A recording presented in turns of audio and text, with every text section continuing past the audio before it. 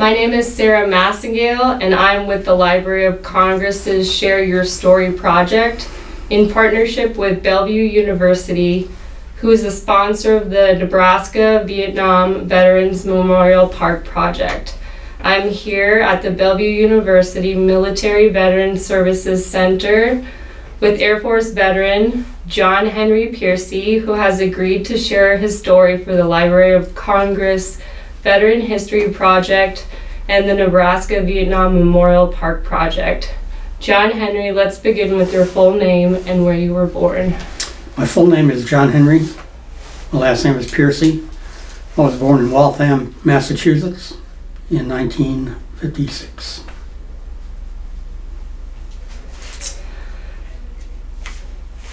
Is that where you grew up? No. My father was in the Air Force, and shortly after my birth, we went to Japan, Yokota. Very nice. And the first language I learned was not English, it was Japanese. Wow. My parents pawned me off to a mama-san and papa-san. I had a child about the same age as me, a little girl. So I was raised with her for about 3.5, close to 4 years before we came back to the States. And then I had to learn English, which took me a long time. Do you remember that experience? I do. Wow. I do. We took a ship home from Japan to California. I remember being on the ship. They had an exercise one time where we had to put on the stuff. And I think it was during my brother's birthday because we celebrated his birthday on the ship. Wow. That's amazing. So you returned back to California? Is that where you... No, that was where we boarded the ship. And then his next assignment was at Pope Air Force Base in North Carolina as the squadron commander. And my first experience flying was when he took me up in an F-86 on his lap. And I don't know how many times we went around the pattern, I don't remember that, but I do remember being in the aircraft. And then he landed, and unfortunately, because of things that worked out, my parents ended up getting divorced, and I moved up to Connecticut, a place called Meriden, Connecticut, where I was raised until I turned 18. And then I enlisted in the Air Force. So having a father in the military, was that a big influence on the reason you joined? 2 reasons why I joined. I had Air Force in my blood. My mother was one of the original WAFs in the Air Force in 1947. Wow. And she was in during the Korean War. She was a Korean War vet. And I think because it was in my blood, that's probably why I joined. Very cool. How did your parents feel about you joining? Well, my father never knew. I lost contact with my father after we moved up to Connecticut. I think my mother might have been happy when I joined. I mean, I had enough money in my own pocket to go to college for about a year, but I didn't want to be one of those guys that went for a year and had to bug out. Right. So I looked at the Air Force and their programs, and I became a 6-year enlistee only because I knew over a 6-year period I can get a bachelor's degree in 4 years during that time, because normally the first year you're in training, and after that then I would have time to go after a degree, which I did. Smart. So you volunteered. I did volunteer. In 1972 they stopped the draft. They still sent out notices for your draft number in 1973 and in 1974 because I got a draft number. And if they continued on the draft, I figured I had a good chance of being drafted. And being raised, the way I was raised, about being patriotic and being trained how to be a leader and all those other activities, I decided I would enlist if it would keep someone who didn't want to go in from having to go in, even though there was no draft at the time. No act calling yourself to go on the draft. Right. So I enlisted, like I said, for 6 years. What do you remember about basic training? Well, basic training, we had 48 members in our flight. Unfortunately, we lost 2 members. We had to go back to Motivation Squad. But we gained 2 members who came from Motivation Squad. It brought us back up to 48. We had, out of those 48, we had 44 that came under some sort of generic category. where I think it was 44, so it was 22 became cops and 22 became cooks. And there were 4 of us that came in with a guaranteed job. And unlike most people, I came in with my clearance before I even stepped a foot in the Air Force. Wow. I had my TS, SCI, whatever I needed before I even walked in the door. Had a guaranteed job and a guaranteed follow-on assignment to Japan. All in my paperwork, in which case if I didn't get it, I could have walked right out. That's amazing. Yeah. And you just had a better recruiter, or? I had a good recruiter. He was a senior master sergeant. I don't remember his name, unfortunately. But he was very good. Straight up with me. I was straight up with him what I wanted. And we worked together to make it happen. Now here's the unique thing. We signed the paperwork on June 12th, 1974. I wasn't going to graduate till June 18th, 1974. He came back to me after I signed the paperwork and said, "We got a problem." I said, "What's the problem?" He said, "Well, we can't accept you without a high school degree." I said, "Okay, so what's our solution?" "I'm going to put it in as a typo error and I'm going to change the date from 12 to 21. So I think the paperwork ended up being 21 June 1974, 3 days after I graduated, to make it supposedly legal. So as a result of that, I lost 9 days over roughly 29 years, which equates to about 256 days, I think, of pay that I could have had in my come on. time. Yeah. If you compute it out, yeah. But it never bothered me. I understand that the policy at the time was they wanted to be a high school degree. If you enlisted versus being drafted, there was a difference there. And I was an enlistee, so we waited. Wow. Very cool. So you went to basic training, and then before you went to Japan, you attended a technical school? Yeah, I went to basic training in Lackland Air Force Base, 6-week course. That's what they say anyway, but every time you got a holiday in there, it's extended because it's based on actually 6 weeks of training period. So I followed on to Biloxi, Mississippi at Keesler Air Force Base to go into signals intelligence. Completed that ahead of time, so I was able to head off to my next assignment, which was up at Misawa Air Force Base, or actually Misawa Air Base in Japan. That's on the northern part up there on the Big Island. Do you have any memories from hitting the ground overseas? Well, for me it was like going back home, since I was in Japan when I was a young child. I got to Yokota, that's where we flew into, and while I was in Yokota, I had some time off before, because we had to wait for a certain day for a flight to get up to Misawa, because they didn't fly every day. They flew about every 3 to 5 days depending on when you got in. So I was at Yokota for a while. So I went downtown and enjoyed the experience of being back in Japan again. And I enjoyed it. Any foods that jogged your memory of being a child? Well, I didn't get a lot of that food that I ate when I was there. The food I liked when I was there was the way they make their fried rice. So they have this boneless fried chicken, which was really good, and they have what they call spring rolls, similar to Chinese egg rolls or the Philippine type roll, but they're smaller, and you can get them with either chicken, pork, or veggie style. And they're just, you buy a dozen, and back then the money rate was so good. The money rate was really good. It was roughly 500 yen to the dollar. Wow. Whereas today it's somewhere around, I think, 100 yen to the dollar. So everything I bought there was like a third of the cost of what it would cost in the United States.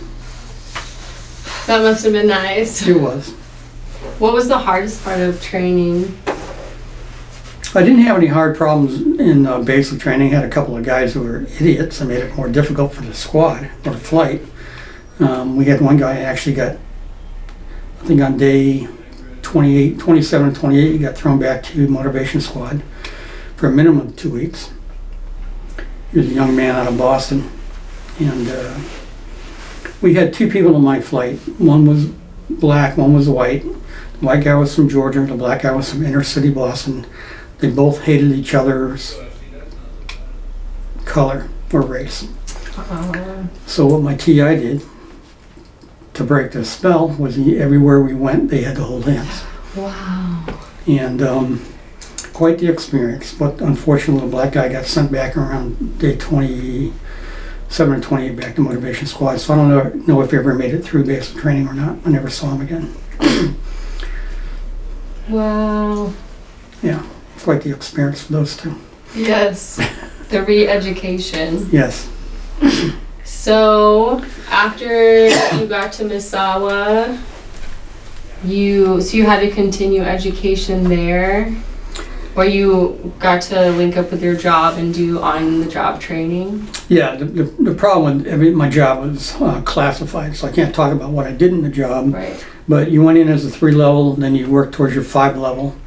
Normally your 5 level would take you 6 8 months, depending on how you went and how well you were able to do things.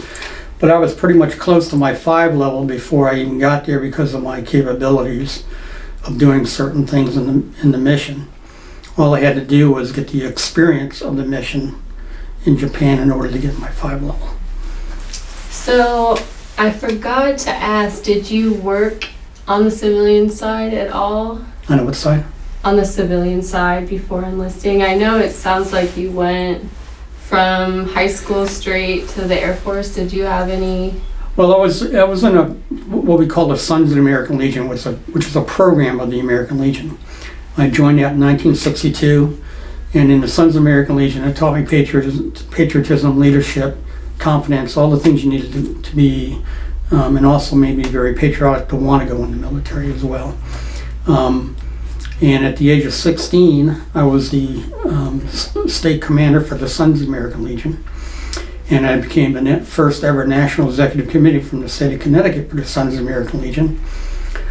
So what I did was I helped establish a national organization for the Sons of the American Legion in 1972. We worked on it from 1970 to 1972. And then I stayed in it until 1974 until I went into the military. Wow. I mean, I'm still a member, but I'm a 62-year member of the SAL, and I'm also a 45-year member of the, let me make this right, this is 74, 24, I'm a 50-year member of the American Legion. Wow. So, but yeah, I worked when I was in high school. I had 2 jobs. I had a paper route in the morning, a paper route in the afternoon, and then I had a job after school that normally went from about 4 o'clock to midnight, and I worked 40 hours a week in that job while I was going to high school. Wow. Well. Yeah. So, I wasn't afraid of work. I wasn't afraid of long hours. No, and it sounds like that really set you up for success. I like to think it did. I like to think it did, yeah. I think it did. So Misawa was your first duty station. Yes, salary base, yeah. Where was the next place you were assigned? Well, they wanted to send me to the National Security Agency in Fort Meade, Maryland. And I did a swap with a young lady who was a senior. Well, back then we were either a buck sergeant and they started a senior airman. She was a senior airman and I was a senior airman, so we were able to swap assignments. And she had a boyfriend who she wanted to get married to who was heading to National Security Agency, and she had an assignment to England, so I said, let's swap. I'll take the England, you can go to NSA and be with your boyfriend. And they ended up getting married. So my next assignment was to the Royal Air Force Chicksands Base, which is is called, if I remember right, the 6950th United States Air Force Security Squadron. In Japan, I'll back up for 1 second, my unit was the 6920th United States Air Force Security Squadron. And basically we were in the SS until the SS decided to change their name. I think it was when it got to the stateside, they changed their name from being a security service, United States Air Force SS, which they don't like that acronym, I guess. And they changed it to the Electronic Security Command, so I always made a joke about it. Well, we went from manual typers to electronic. So, That's what I always say about it. But it was a good unit to be a part of. Yeah. So we called it the chicken coop when I was in England. Instead of chick stands, it was a beautiful base. No aircraft, strictly a intelligence unit base. And I was kind of fortunate there because I worked in SIGINT and I got drafted for about 6 to 9 months to do some human activity with, well, I can't really say who because it was classified, but it was with the government of England, and they released me for 6 to 9 months to be able to do that. And you were excited for the different pace? Well, it was different. I was surprised they selected me. I was glad they did. I mean, it gave me a different experience. But like most of my security service or commands that I was in when I was enlisted, everything was classified. Can't talk about anything. Every time you left one base, you signed another 50-year contract where you're going to keep your mouth shut. Right. And of course, the contract doesn't take effect till the day you actually get out of the military, which for me was when I retired. So, Right. So I can't talk about it. But the mission we had in Japan, I enjoyed. The mission in England was slightly different. I always enjoyed that, and I went to the human side for that time. It was a unique experience. And I went back to Siggles when I got back to the States, when I went to my next assignment.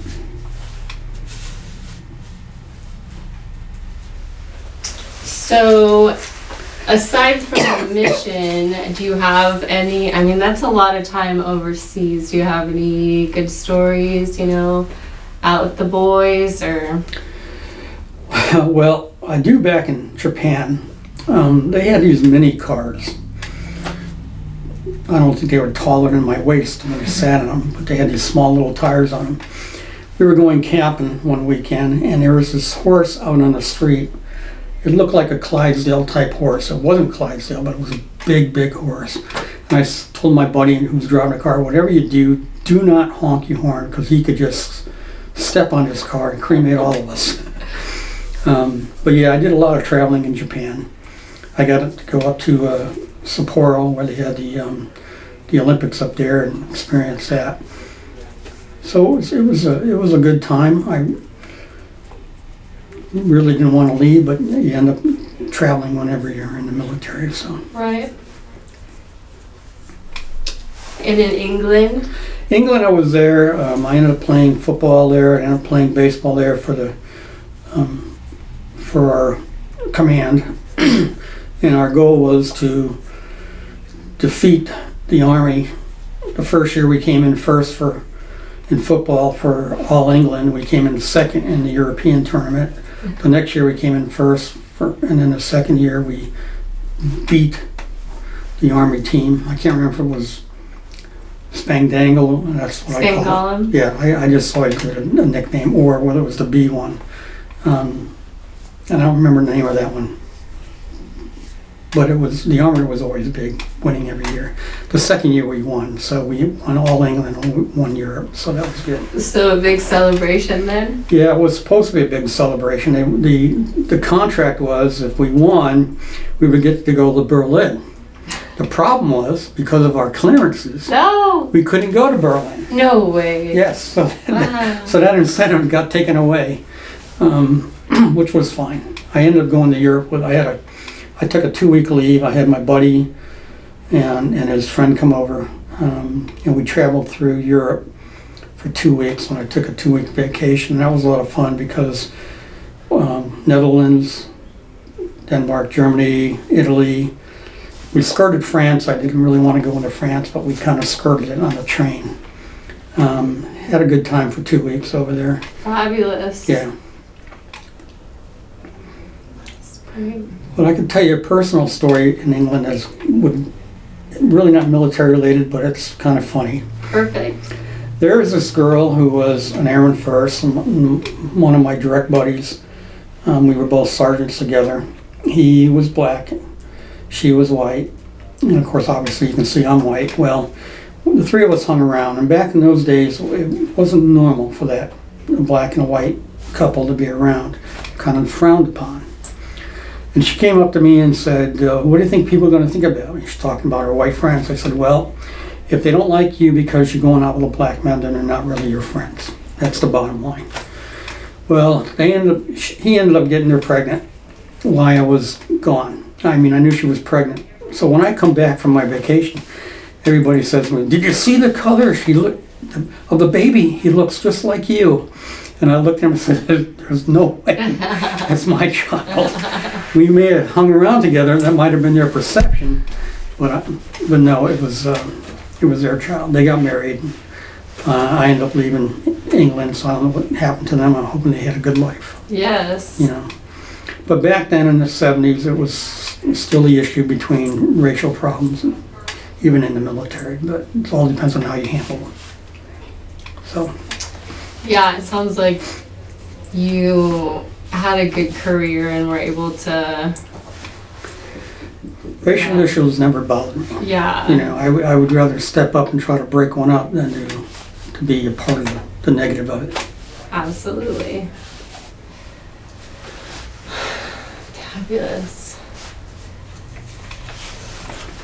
It's too bad, you know, that you lost contact.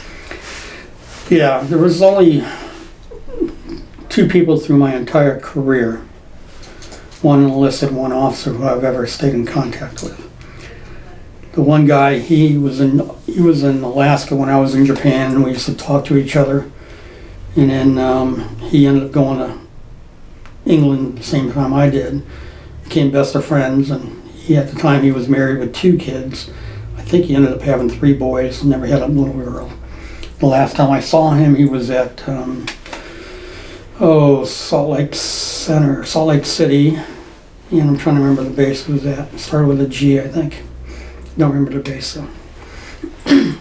But yeah, we stayed in contact throughout, and then I had this one captain who I stayed in contact with. It was very beneficial to help me when I was going through some difficult times. Very good. Yeah. I think the brother in arms is important there. Yeah, it is. I mean, I look at the fact that if it wasn't her, I may not be alive today. So I'll just leave it at that. Yes, we're glad to have old friends. Yeah. For sure. So you served for how many years? A total of technically 28 and a half years. 28 and a half years of service. Yes, of those 28 and a half years, 7 and a half were enlisted, and roughly whatever makes 28 be 21 was all officer duty. My first 6 years in the military, I was overseas at 3 different assignments. So you came back from England, and your first CONUS duty station was? Nope, my next assignment was to Osan Air Base in Korea. What? That's amazing. Yep, that was my next 2 years overseas. This is where I met my wife, and don't know why, don't know how, but she's been with me almost now for be 45 years next year. Congratulations. Yeah. She probably needs some medal for that. So did you have to woo her, or? Well, we dated for about 6 months, but the bottom line was this, to be honest with you. I told her straight up front that if she does not pass the requirement to meet the clearance standards for me to maintain my clearance, we will not get married. And they did an investigation on her, and she passed, so we ended up getting married. Wow. So, we had 2 children together, adult children now, and then we have, via my daughter, we have 2 grandchildren. So, very lucky. Very lucky. Do they live in the area? Unfortunately, my daughter went down to Kansas City, and that's where the grandkids are at. My boys stayed up here in Pearcy, Nebraska. So. Cool. So when did you finally make it back to the States? It was not until 1981, I want to say February 1981, this is what was funny, I had applied to officer training school, become an officer, when I was in Korea. They turned me down because this is what they said: you are in a critically manned career field overseas. We can't let you go. And I was heading back to the States, and I told them, I said, you have a choice. I called back up MPC and said, you have a choice. You can either lose me to the enlisted side and let me become an officer, or I'll become a civilian. Your choice. Either way, this one-man critically field position is going to still lose me, one way or the other. I got back to the States in February. I wasn't even here 2 weeks back. I got a call from MPC. You've been selected to go to OTS. So they respond to blackmail. They did in that case. Surprisingly, they did in that case. And I said, well, when do you got me? They wanted me to go right away. I said, well, when do you actually have me slated to go? And they said, in the fall. I said, I'll see you in the fall.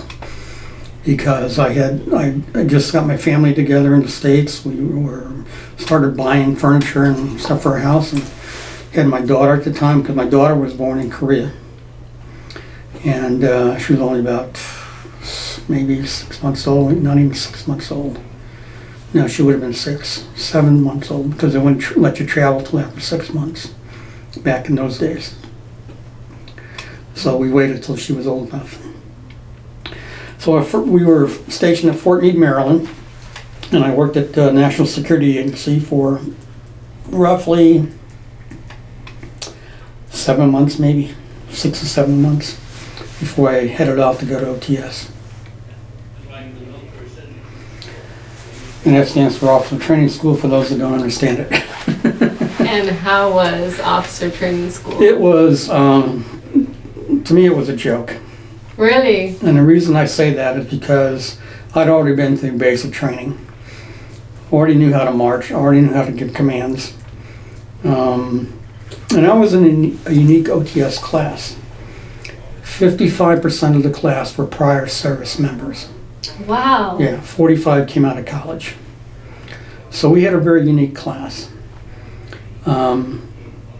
So there were those who were trying to compete to get the high rank as an officer trainee, and I didn't care. I just stayed. I'll be in what we call a low-key OT. I didn't want to be in anybody's face. I didn't want to be that popular, because to me it didn't matter. It's not going to affect how I'm going to operate as an officer. And you find one or two things as an enlisted person becoming an officer. You're either good or you're horrible. And I ended up being one of the better ones, I believe. It's kind of like when you get those butter bars who are right out of college.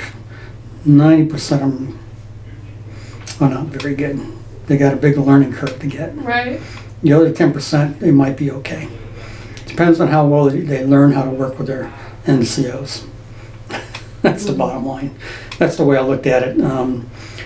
It was a 12-week program, twice as long than what you do in basic training, but everything they did, there was nothing challenging. I mean, yes, you had to take tests and do this and study and give briefings, all that kind of stuff, which is what you normally do as an officer in your career. But it was not a hard program to go through, at least not for me. I mean, physically fit at the time. I could easily do the running. PT, not a problem. So I completed it and off I went. Stud. Yeah. Very good. So where on you went to where? Well, the first thing I did after officer training school, I went on to what we call undergraduate navigator training. And that was at Mather Air Force Base in California, Sacramento, California. It was roughly, I think, about a 6-month program. This is the downside to it. I got there, no, this is a good thing to it. I was in navigator training, completed navigator training after the normal time, and I got what we call casual status. So because I was more senior ranked than most second lieutenants, because of my experience in the military, they put me in charge of the casual status officers while we were waiting to get our next assignment. And my next assignment I knew was going to be going into B-52s. The downside was I'm sitting there one day and I'm looking out the window in my casual office, and I see two B-52s take off in what we call a MITO. MITO stands for minimum interval takeoff. They're taking off 12 seconds behind each other. The first aircraft was a G model, the second aircraft was an H model. You never take off an H model behind a G model because an H model has more power than a G and can catch up and get in its wake. And what happened? I'm sitting there watching these two planes take off. The second one took off, didn't get very high, and crashed. 10 members killed. Unfortunately, I knew 4 of the 10. And I hadn't gotten into B-52 training yet, so there was a motivation for me. And then I got bagged and tagged to do something I never wanted to ever do again. I had to pick out a group of people, including myself, who were on casual status, to go look for body parts. The smell, the stench, there was nothing left of the wreckage. You're not going to find a body. When you got 260,000 pounds of fuel on board that blows up when you hit the ground and your bodies just disintegrate, you're not going to find anybody. We did find parts of boots, equipment, but that was it. That was my first experience with something to this day I still have a problem with. Absolutely. Yeah. And then I went into the B-52s. So how long after that did you have to start training in the Actually, it was about 3 weeks after that accident. I went down to Castle Air Force Base where they had the B-52 training and got down there and did my training. I'm in B-52s as a navigator. We got training as both a navigator and what we call a radar navigator. The radar navigator is technically the bombardier, but you get trained as both. But your primary mission is as a navigator. And then when you get out to your job and you do that for about 3 years, then they'll transition you over to become the bombardier and what we call a radar nav, and then you go back for special training for that, for on a TDY. So I did that and I made it through. Sad part was while I was doing my training, my little girl got run over when she was up at Mather. You know those bread trucks that they send around to do maintenance on the houses? Yes. One of those trucks was in the housing area and ran over my daughter. And I was livid when I found out because the police, i.e. the security police, didn't do anything to help my wife and my daughter get to the hospital. It was on base? It was on Mather Air Force Base when it happened, and I was down at Castle Air Force Base when I got told about it.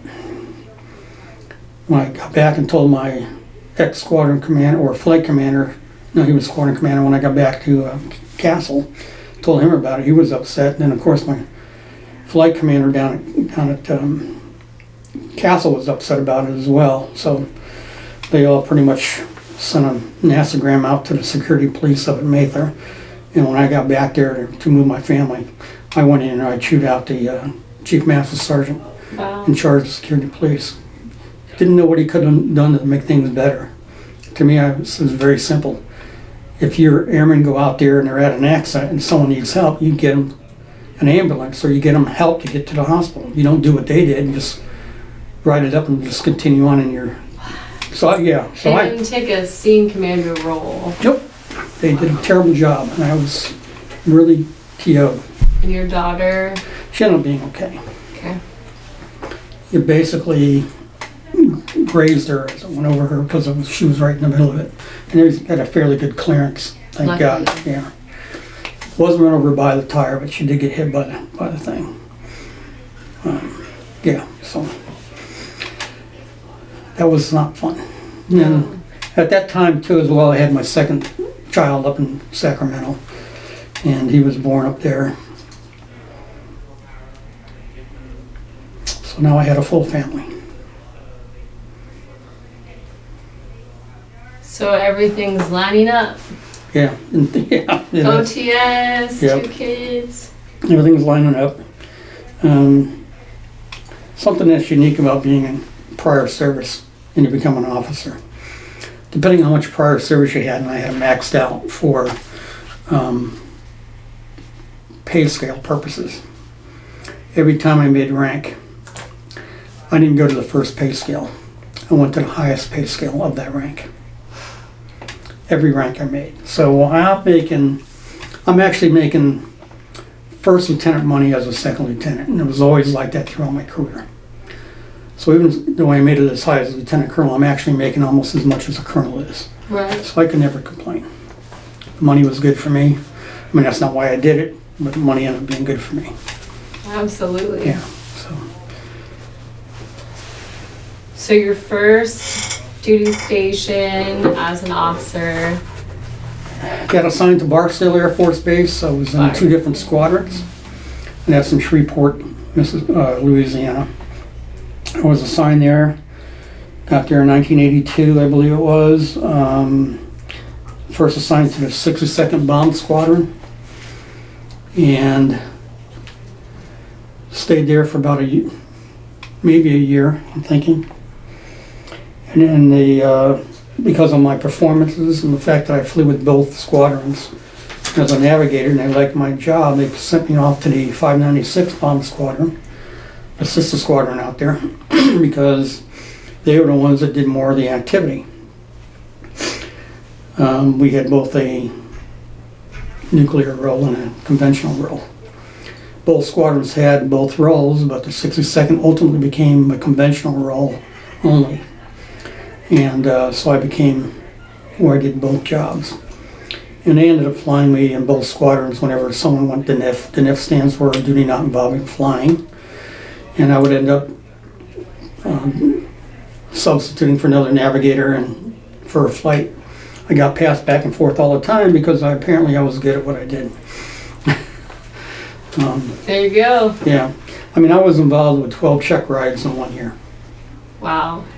And they weren't for me, they were for the bombardier. But I was the only one, based on the guy who was giving the evaluations, who would never bust. Because he just couldn't bust me. Nice. You know, I mean, he'd go out and he'd bust navigators even if he was evaluating the bombardier. And so he had a bad reputation, but he never could get me. So that's why I did 12 evaluations in 1 year. Wow. They're strict over there. Yeah. Oh, yeah. Yeah. Yeah, it was a hardball. It was a hardball until he got the castle and became an instructor. Then they played hardball on him. I bet. They did. I bet. They really did. They busted him the first time out. I think he earned that one. Oh, yeah, he did. He did. So I've heard for, say, load masters, it's not if you Q3, it's when you Q3. Would you agree that it's the same way in your community, or? Here's the deal. You can Q3 off a pilot's error as a navigator. But if the pilots don't do less than a Q2, then they're not going to Q3 you. They can Q2 you. I found that most of the times if a person gets Q3 in the buff, he's done something not intentionally wrong, something he just didn't catch. Okay. There is so much that can go wrong on a B-52. 99% of the time when you fly in a B-52 community, you're going to have an in-flight emergency. I only had one flight out of all my flights that was not an in-flight emergency. Wow. And it was the only flight that was the most miserable flight to be on because everything on the aircraft worked. And because everything worked, all you waiting to do was for something to break, so you couldn't enjoy the fact that you had a good working aircraft. Because every flight I had, we had an in-flight emergency. Every flight we had, something broke that was related to the bombardier or the navigator station.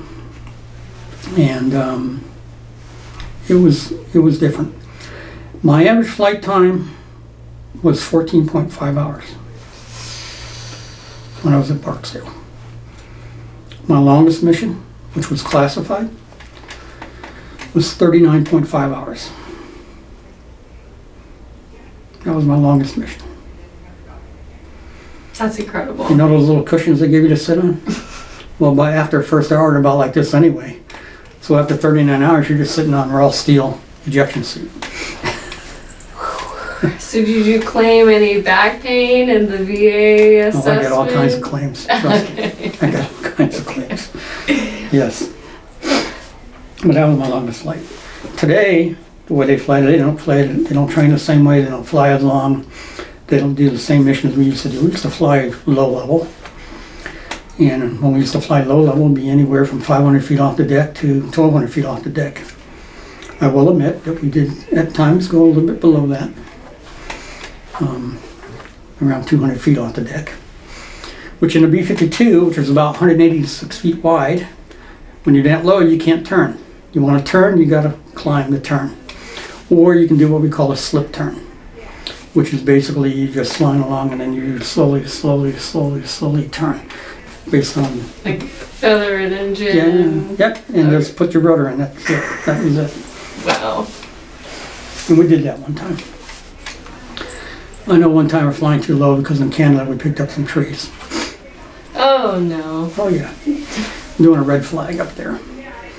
Oh no, I'm sorry, not red flag, maple flag. Red flag is over in Vegas. Yeah. So we're doing a maple flag up there, and we were the only crew that didn't get caught by the Canadians, and we were flying 200 feet off the deck. We got a camera in there, when the B-52 looks down. Well, when the trees are like this, that's how low you are over. Well, we knew we made a boo-boo because we had a couple that went into the engine. So, oh no. Somebody had great experiences of flying. So did you spend your pilot career in Barksdale? My primary... I'm sorry, not pilot, navigator career. Well, actually, I was selected to become a pilot, but I got taken out because I had a health issue that didn't want me to be a pilot of. So I was scheduled to go to UPT in Columbus, Mississippi. I think you could have handled it. Yeah, I do too, but they opted... This is what's funny. Okay, this is for real. They told me they didn't want me to fly because they're worried about my health, and that if I had a problem as a pilot and I couldn't recover from the health issue, that I could possibly kill other members on the flight. Well, in the B-52, guess who has control of the aircraft on a bomber? The bombardier. So when I became a bombardier, I had control of the aircraft anywhere from 200 feet to 800 feet off the deck. Now, what's the difference there? Why can I have control of an aircraft at that level with 6 people on board, and you're worried about me flying a single seat or maybe a 2-seat aircraft? You know. So I didn't get to finish up being a pilot, and up just going to UNT and finishing that up. So that's the way life is. Right. Right. I had some bad experiences. I had a couple of bad landings in the B-52. I had one time we took off from Barksdale. I think we got up to about 27 to 29,000 feet, and the fire broke out right between my legs on the aircraft. And I ended up getting a little bit burned on that one. Had to go to the major burn unit that they have in the military in the States. And then when I got out to Castle as an instructor, I also had a situation where we had a very, very bad landing. Went off the end of the runway, aircraft sunk into the ground.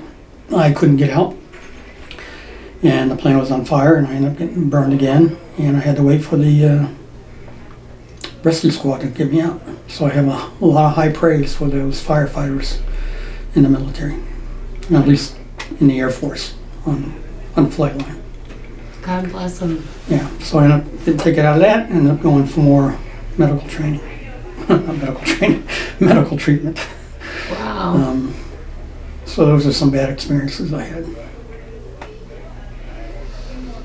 So after something like that, did they just pass you up, put you back in the plane? Did they give you any downtime?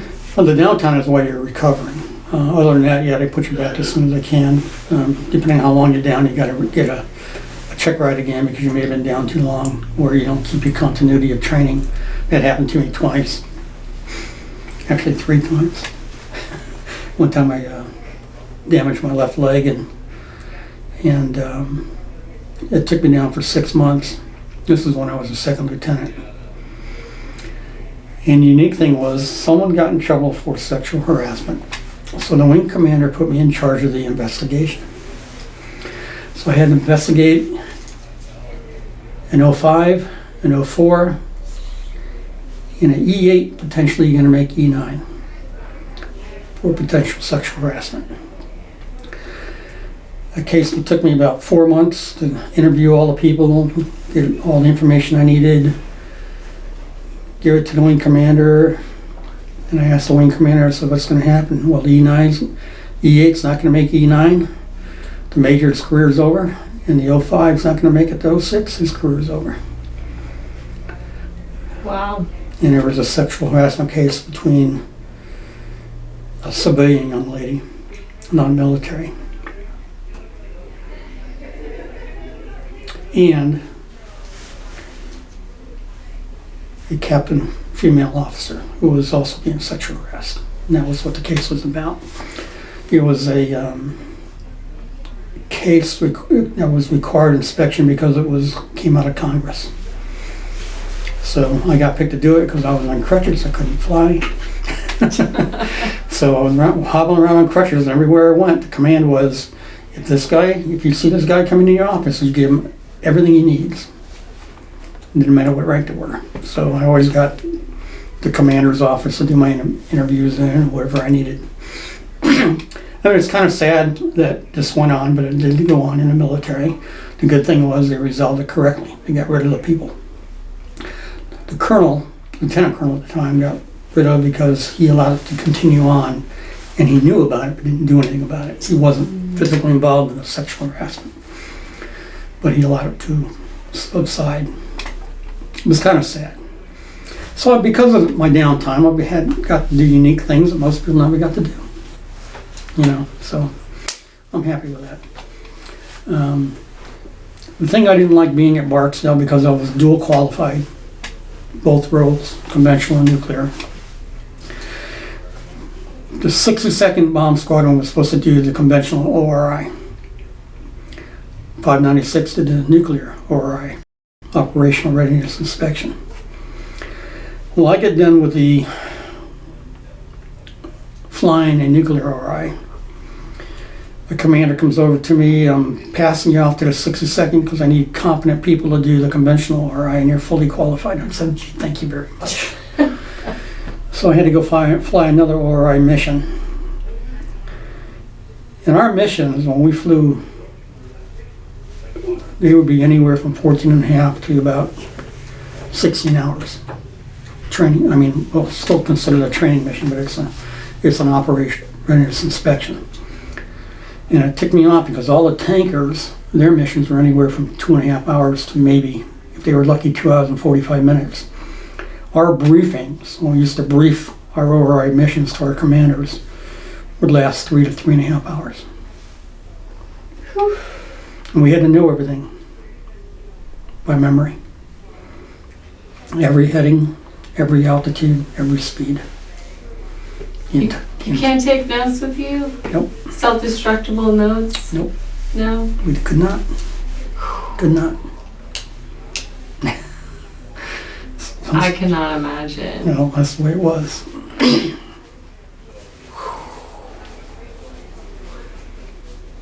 Wow. Yep.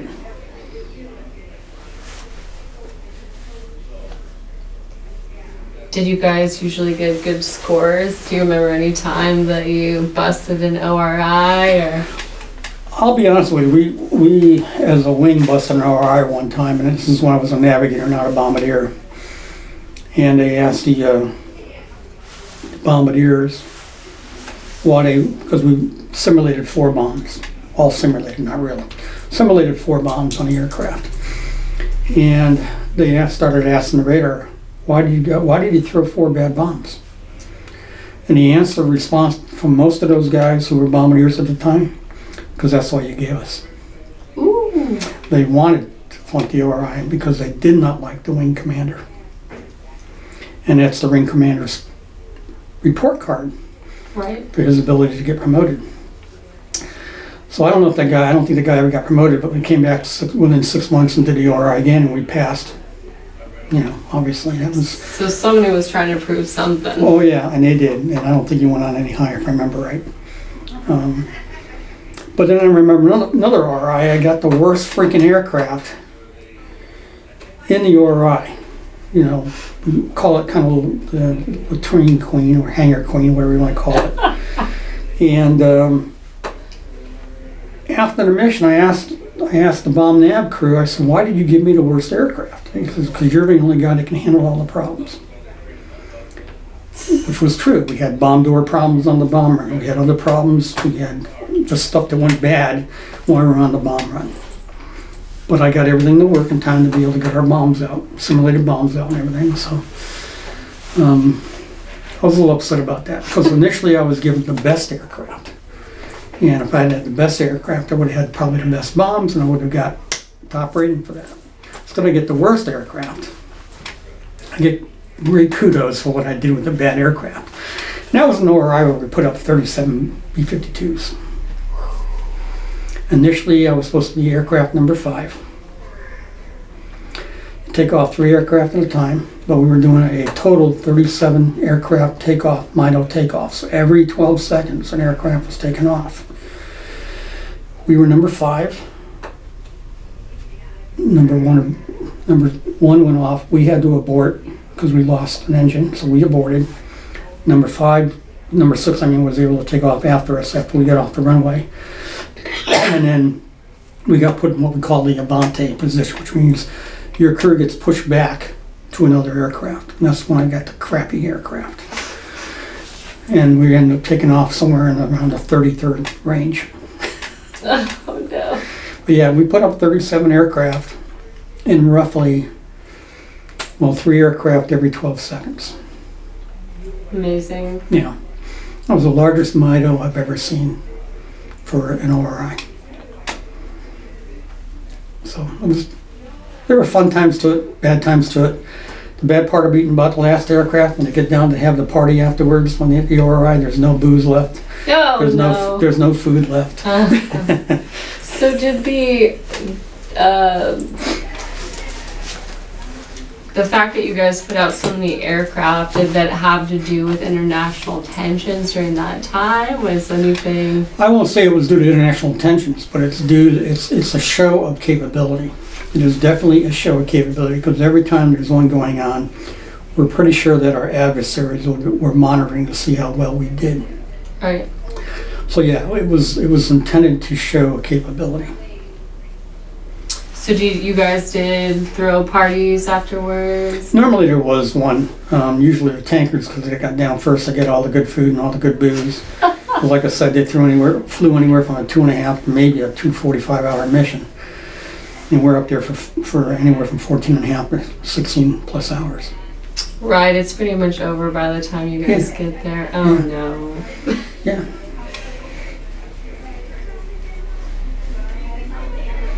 Yep. Called the tank guys, we called them toads. Tugs? Toads. As in frogs, toads. Toads. And they call us bomber pukes, but that's all right.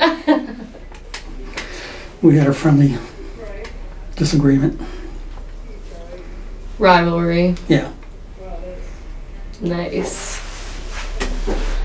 So,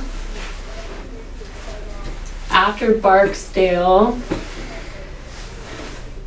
did you say you had any duties out of Barksdale? Yeah, I did not want to become an instructor at the training base in Castle.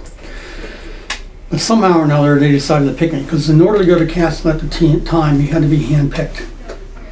And if you put your name in a hat, we actually had a blackball committee back at Castle. This guy's putting in for the assignment.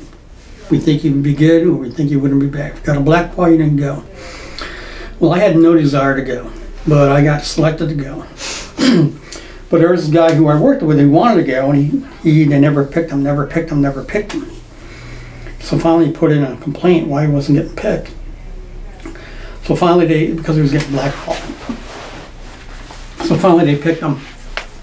He found out I was going, and he told our commander says, I want to get out there before I get out there, because he wanted to have more time and grade out there before I was. It was actually 6 months ahead of me in time and grade, or not time and grade, but time in the service, doing the job. But he was horrible. As an instructor, he was horrible. You could take any one of my guys that I train, and they could take a good aircraft or a bad aircraft and still be able to do their bombing. You take his students, you give them a bad aircraft, they couldn't do the mission. Because he trained his people to work with an aircraft that was only good. Whereas that's not the way to train. I train my people to be able to handle the aircraft. Certain things break. And back in those days, we were transitioning from a regular state-of-the-art navigation system, which was pretty weak, to going to what we call OAS or GPS. So once you went that, everything was so much easier to navigate and bomb with. My day was all radar related. Nice. So my guys could do the mission. I had my guys, some of my guys directly went from training to their assignment, maybe got about a month in, and then they were headed off to Desert Storm. So it was different. Wow. So you said, did you go out to Desert Storm? Were you selected? You started to say you were selected over somebody to go. I was selected to go to Castle Air Force Base to be an instructor bombardier. We instruct both navigators and bombardiers. The first job is on the flight line, and you do about 6 to 9 months on the flight line.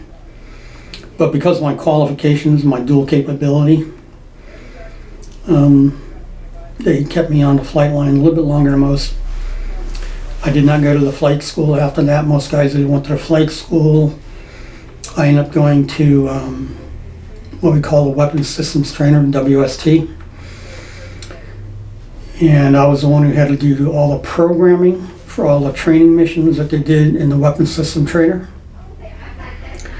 And what I did for the Desert Storm War effort was we had a couple of trainers in some other countries, and I actually developed the actual combat mission they were going to fly into the weapons system trainer so they could practice it before they went to fly it, because we had such a buildup before we went to, was it Desert Storm versus Desert Strike, if I got it right, or the other way around, Shield versus Storm. So during the buildup, that's what we did. We built real world missions, put them in the trainer so they could practice it, and they can practice it with malfunctions so they could handle it and still be able to do the job. And it worked fairly well, but we lost a crew at Diego Garcia. And I really blame the pilot team for this more than anything. The nav team both lost their lives. They were returning back from a mission, and they had insidious malfunctions going on, which they did not catch. And as a result of that,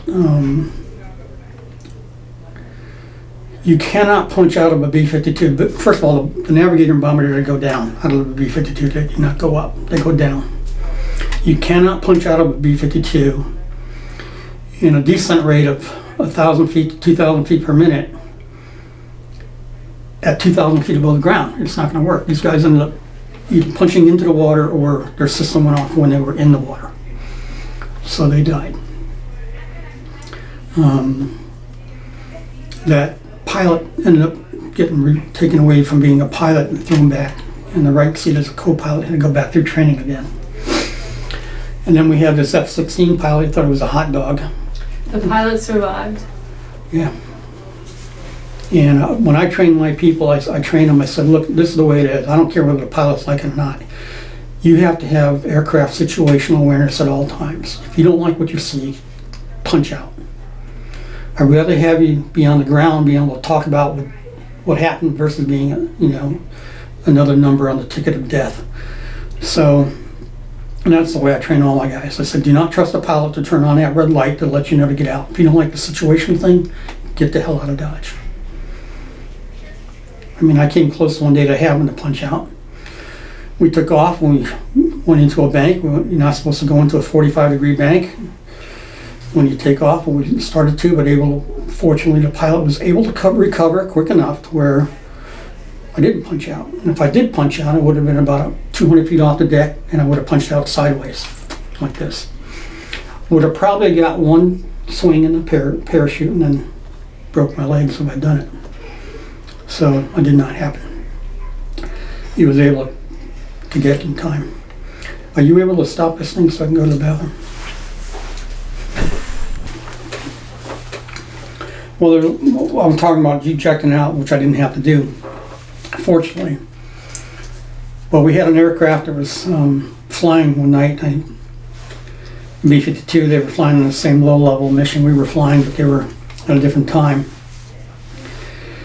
And the crew, as you descend, you have to watch the mountains as you're descending. This one crew, their radar altimeter screwed up and locked up on them and kept them at the same distance, which wasn't true to the real terrain. So they ended up, as they were descending to a low-level route, ended up hitting a mountain, turning off the mountain and turning sideways. If it wasn't for the fact that they turned sideways, the nav team would have died. The gunner in that crew did die. He died. He had his legs amputated on ejection from one of the, I think it was the co-pilot's hatch. Caught his legs, and he ended up going into a ball of fire as well. The EW, I believe, I can't remember if he lived or died, but the nav team, the radar broke both his legs. He ended up being on the side of a cliff on the mountain. The navigator got slightly burned, and he was one of my friends, and he made it through. I don't know what happened to the pilot team. I know they made it through. I don't know what happened to them as far as continued flying, but the radar can never go back to flying. He lost it up here from that accident, so he never went back to flying. The navigator, who I knew, was able to go back to flying in the B-52, and I asked him, I said, why would you want to go back in after that accident? He says, well, I don't think lightning strikes twice. I said, well, you got more courage than I got, because I don't think I could handle that. Wow. So he ended up becoming a bombardier. He was a black individual, and when blacks burn, their skin turns kind of like a whitish burn color.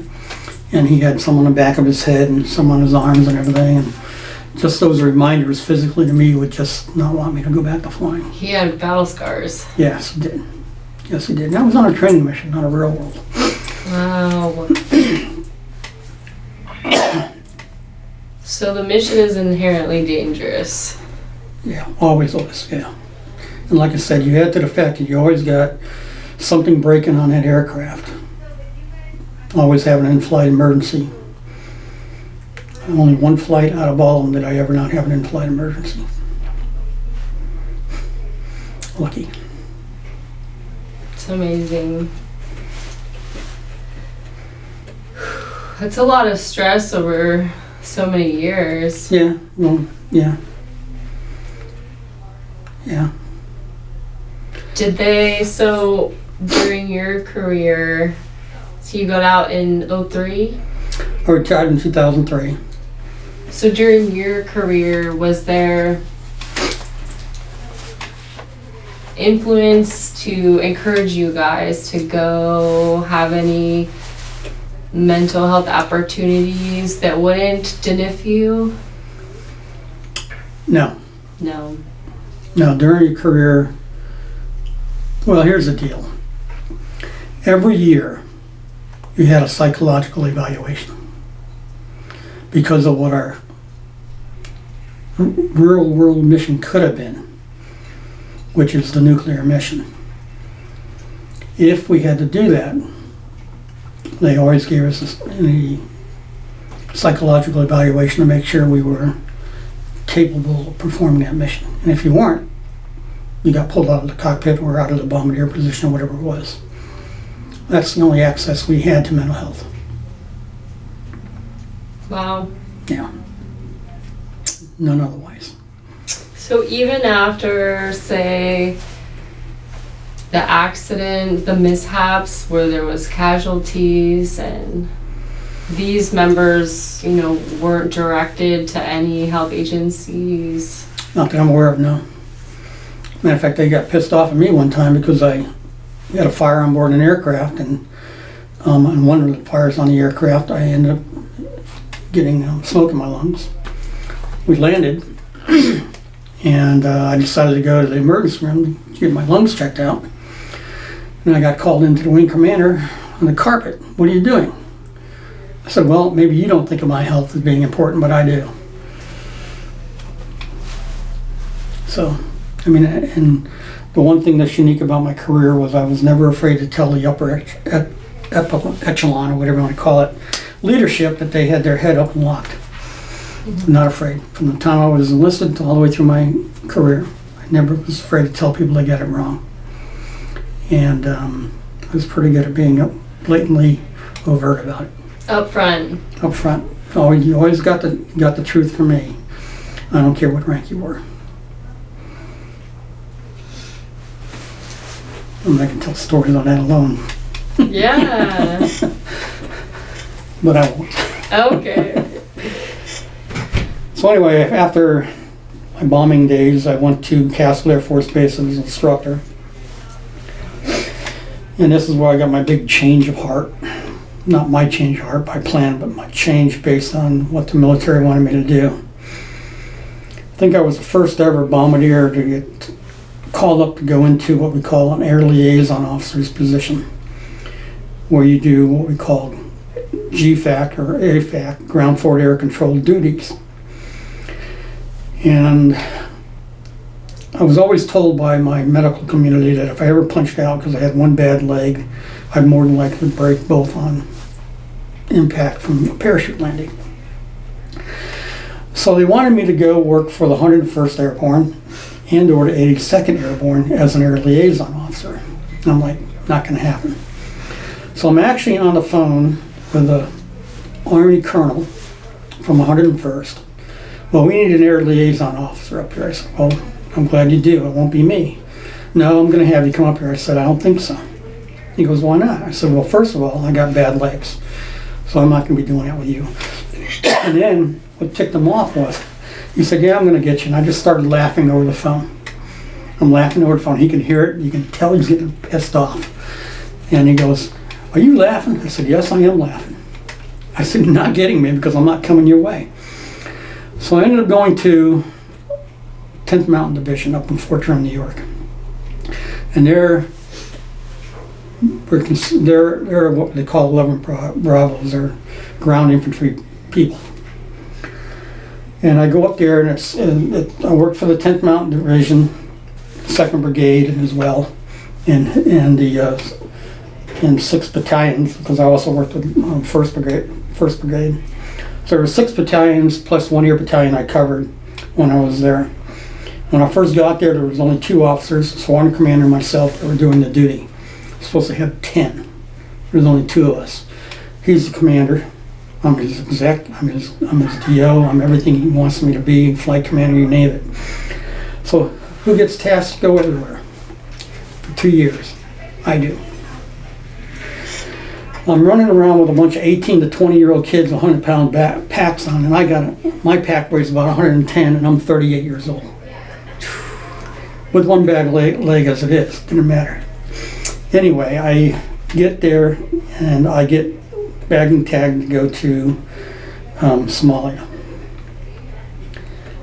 I get done with Somalia. I get bagged and tagged, and I got to go to Haiti. While I'm at Haiti, I get bagged and tagged by the Air Force to go on a classified mission into a country that we're not in yet.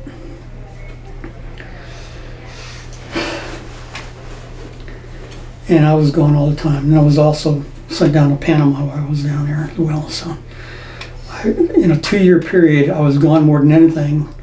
And what's really sad is up in New York, they average 120 inches of snow a year, which is a lot of snow. And who's left at home? The spouse. My wife's only 5 feet, 120 inches of snow on her is pretty high. And she's got to operate this huge machine that she's got to get trained on in order to get rid of the snow. And most of the time, it's just the spouses that are home during the wintertime. I don't know what it is about that unit, but it seemed like, well, they did away with the 25th ID out of Hawaii, which was another light infantry. And so 10th Mountain Division became their so-called rapid deployment force. And they always had someone on alert. And because I was the only second officer there, I'm on alert the entire time there, or I'm gone, which is what the case was for me. I got bagged and tagged on just about every deployment the 10th had. And like I said, at least one time, if not twice, the Air Force called me back and said, well, we need you to go do this as well. So in between things, I'm going all over the place. So it was a very, very busy 2 years. The hardest part was telling my 16-year-old daughter that I have to go off to war. And I couldn't tell her where I was going because it wasn't official. But the fact was I was going off to a place that was hot, what we call the hot zone. You either had a permissive, semi-permissive, semi-hot, or a hot zone. And a couple I went to were semi-hot, hot for like a couple days, and went back to being ultimately permissive once we got through towards the end of everything. But so the sad part of my career, I've been shot at both in the air, which is what I didn't mind. I signed up for that, but I didn't sign up to be a foot soldier, which is what I ended up being for 2 years as a ground air liaison officer and getting shot at on the ground. That I didn't sign up for. And I didn't really want to have to kill anybody on the ground. But I did get a shooting battle. We went to a semi-hot area, and it was the second night in there, and we got attacked by 8 guys. I think we killed 6 and wounded 2. I don't remember the total amount. I didn't really care. But I saw a lot of nasty stuff that most people, I'm glad they haven't seen, because it's pretty rough stuff. I don't know if I want to get into it or not.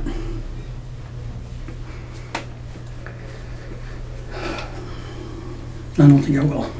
So now that you're out of the restrictions of flying, when you get back from these trips, do they offer any mental health avenues? Absolutely not. One of the things the brigade commander did wrong, actually take it back to the division commander. The division commander was told, he was a 2-star, when they were going down to Haiti, take 1 battalion. I think he sent down 3. And because he sent down 3, it ended up being a farce on how long it took him to get down there. They're supposed to get down here in less than 2 weeks. It took them over a month to get down there. They were supposed to do a relief in place with the Marines that were down there because the Marines had to go over to the Middle East. And I think the Joint Chiefs were pissed off at that and they got really ticked off. Anyway, this 2-star never made his 3-star. And he came from a very well-known general family. His last name was Meade. General Meade, Fort Meade, you name it. So he came from a long line of Army guys. So he never got his 3rd star because of what happened down in Haiti. And this is what they did. They actually took people who had mental illness problems, put them on a ship and sent them down here. When I was down here, we had at least 2 of them were possibly 3 suicides by gun of Army personnel down in Haiti. I know at least 2 were because I had to go and see it and take care of it because I was the senior ranking guy there in the area that we were at in Haiti. So, no, the Army made some stupid decisions. Why would send someone down here who's not right and give him a gun is beyond me. Very beyond me. And that's one of the things that ticks me off about the military is they're very, very, unless you do something drastic, they're not going to give you the mental health that people should have access to. Because it's still looked upon as being bad. We got AA, people are allowed to go to AA in the military. And as long as you go through that, it doesn't affect your career. They're allowed to do other things, kind of like the AA. But mental health, no. That's the downside. Especially in today's environment. They do not train people for war. They may train them how to kill, may train them how to fight, but they don't train them on what they're going to see and how bad it is for what they're going to see, what they're going to smell, the sound, the whole 9 yards. They don't train them for that. And when they get back, they don't help them, I'm trying to think of the word, recover or decompress from what they've seen. They just don't do that. I don't care what branch you're in, I haven't seen it yet. And when you talk about the foot soldiers of the Army, or you talk about the Marine infantry, or the guys with the guns, they don't help them out the way they should. They really don't. Which is kind of sad. I think things are going in the right direction. We're trying to get them that way, but they're still not there. Yeah. I want to be able to work with the wing commander at some point, see if I can get him to where he knows that there are volunteers out there who can help his personnel, and they don't have to get bagged and tagged for getting help. I mean, that to me would be important. Kind of like going to what I call going to an AA meeting. Okay, he's going off to get this, that's fine. You know. Yeah. Unfortunately, I'm seeing things in my mind right now that occurred at different parts of my career that are all negative, which causes you to have PTSD. Right. So, I don't want to get into those, but they're running through my head right now. So, after, on your own time, have you found outlets? Well, back in 2000, either 2007 or 2008, I became a peer-to-peer specialist. And then I also, later on in the decade, I became a mentor for the Douglas County Veterans Treatment Court.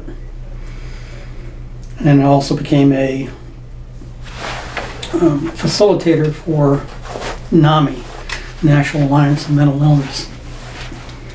And I've been doing the peer-to-peer. I do it pro bono. I refuse to pay for it. And I do it by word of mouth. And unfortunately, when I first started doing it, there were people who were in combat zones but weren't considered combat personnel that were coming back with problems that the VA didn't want to work on because they weren't combat related, which I thought was BS. So those are the ones that I started working with.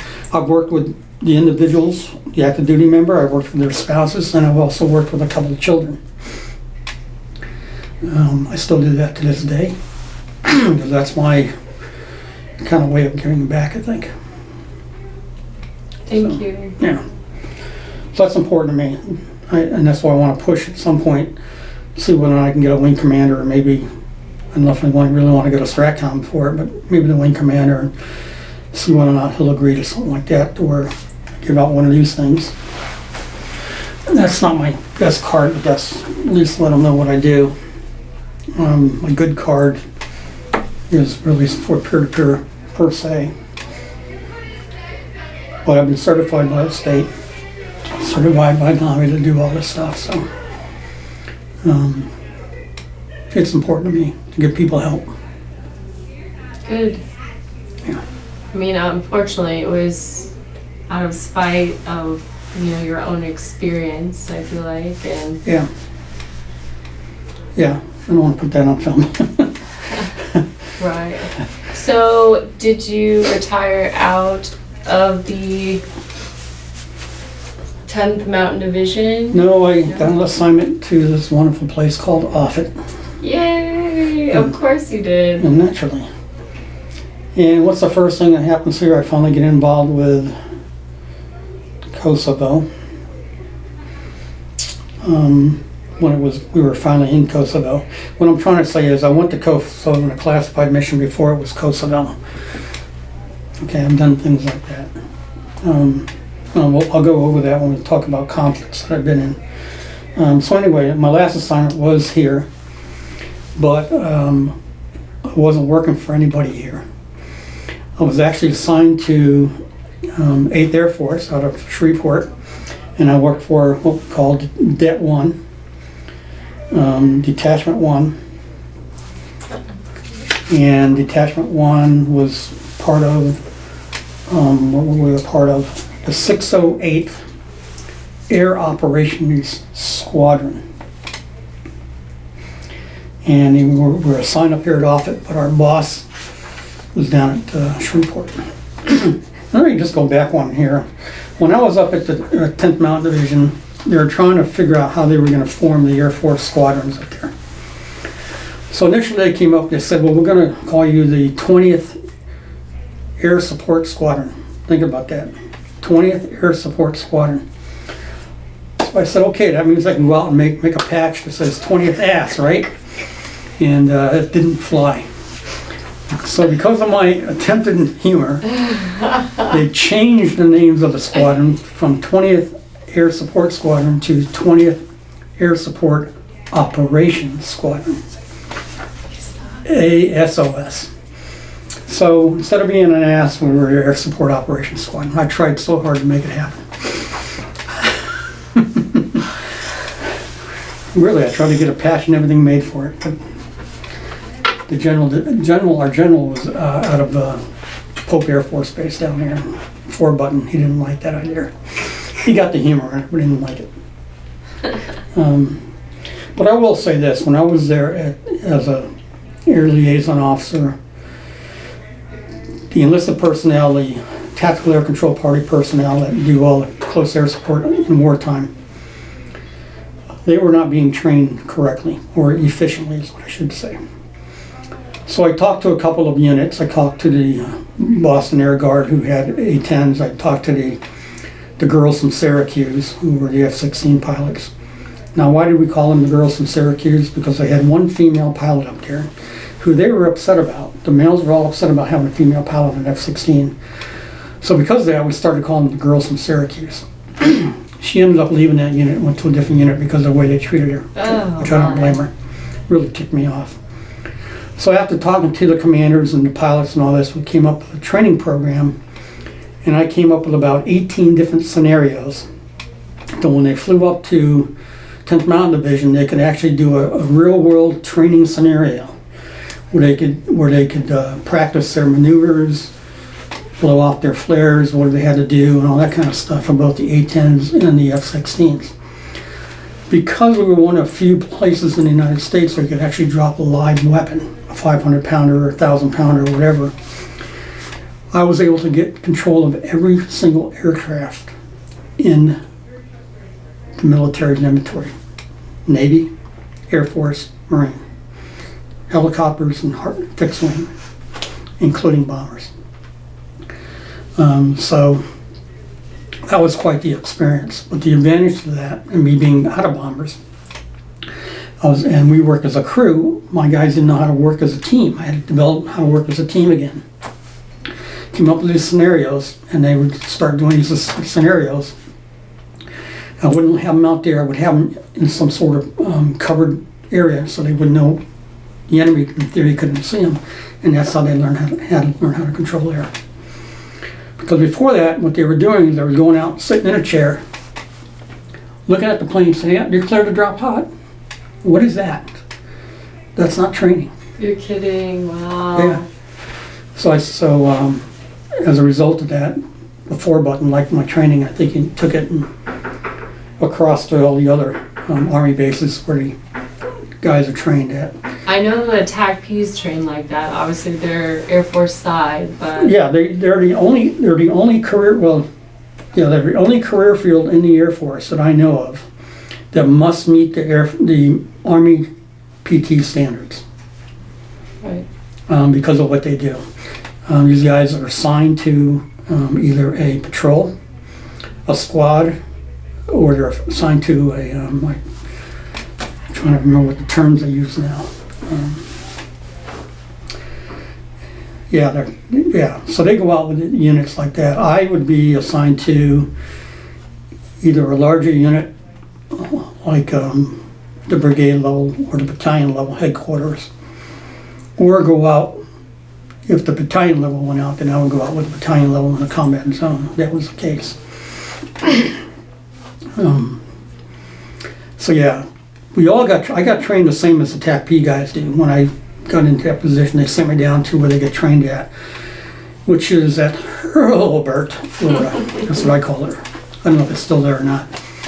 Herbert, I think that's what it's sure called. Sure is. Yeah. That's where they trained the guys at. That's where I had to go down for training as well. And I remember during the training scenario, the instructor took us to one about 100 yards of no, it was even closer than that, to a simulated Russian tank. And I looked at the guy and says, if you think I'm going to be this close to a Russian tank, you're wrong. They give me a Humvee for a reason. So no, I won't be this close, nor will any of my people if things go right and more, if they're trained right. So anyway, a good training program came out. They took it, they initiated what I did across the stream for all the TAC-Ps. And I think it was beneficial because when they went back to Iraq, one of the first guys I saw was one of the guys I trained in Iraq on freaking horseback, I think it was. On camel, I believe it was horseback, doing his job. So that was kind of rewarding, Before the way they were training, they were going to be killed. And the other things they didn't do was they didn't train the Army guys how to do what we call emergency close air support because their TAC-P gets killed.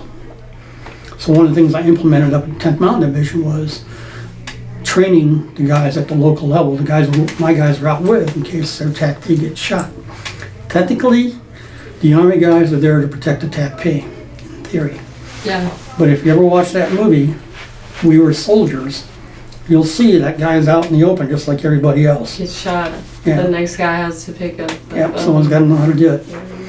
So they go normally out as a two-man team when they're with their vehicles. If they're not with their vehicles and they're going out backpacking, then there's just one of them, whatever unit they're with. It could be a squad, could be a patrol, could be whatever the Army terms use. I forget them right now, it's not on top of my head. But because I worked at the division level, I worked at the brigade level, worked at the battalion level, and I worked at the lower level as well because of the manning situation.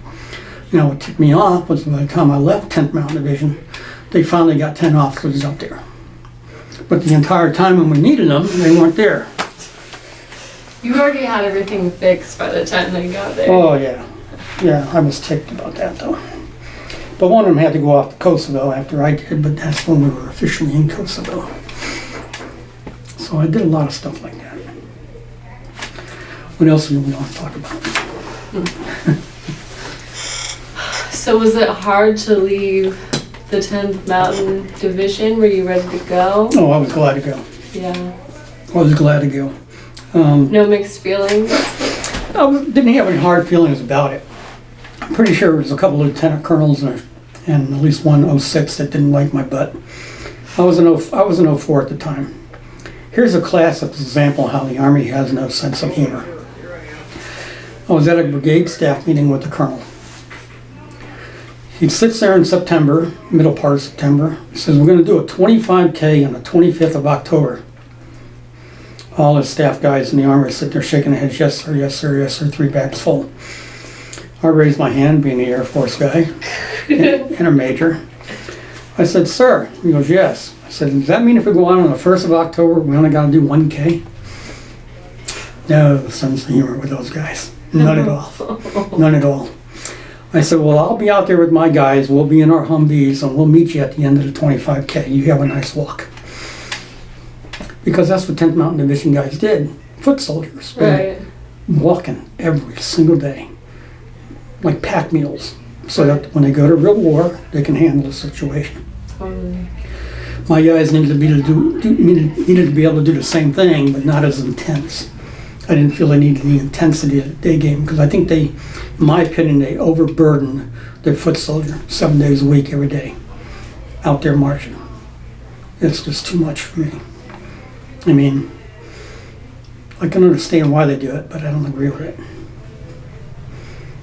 Right. So. Well, you did say you like real world training scenarios. Yes, I did. Yes, I did. And I did drive my Humvee out there for 25K. So you got to Offutt. Yes. And you retired out of Det 1. Yeah. Retired in 2003. Main reason why I retired in 2002, well, we know we had 9/11. 2001. 2002, because I still had access to my intelligence community. I found out that we were planning on going back to war. I knew pretty much the month and the year. And at that time, I finally said, I've just had enough. 20 and a half years, whatever, I've had enough. I've been involved in too many campaigns. I'm done. I just don't want to go again. So I put my paperwork in. And then it was around October or November, I knew the official time we were going. And talking about this captain that I stay in touch with. She got pregnant in the early part of 2002. Had a baby in November of 2002. Got reassigned, and in 2003, I think it was March 2003, they sent her ass over to where we were going to war. She just had a baby. I was out in the military at the time. I called up her boss, chewed his ass out. I said, you do realize that she just had a baby? You do realize her mind's not going to be on where you're sending her? It's the worst thing you could have done to anybody. And at the time, all the AFSCs, officers enlisted and the like, were supposed to be put into a certain category. And you're assigned that category no matter where you go. So if that category gets called up, you go. And you're not supposed to, if you're PCS, not supposed to be taken out of category 1 and put in category 2. Well, that's what they did to her. So they violated the rules of these new categories. They were putting people in, and they sent her ass off because she was a newbie. I was so pissed off. Well, she ended up getting out. No, she didn't get out. I saw her one more time, I think in 2005, at one of the guys who I knew that was retiring. I saw her there. Super, super skinny from what she used to be. I mean, not that she was fat. Normal, but she's going out to the desert, you're going to lose weight. Totally. And came back thinner than what she left. A little bit different in personality, and I was just so ticked off. But I was glad to see her alive. But anyway, I knew we were going to war either in March or May. And I said, I just want to get out before that happens. So I didn't get stop loss or any of that crap. Didn't have to worry about that.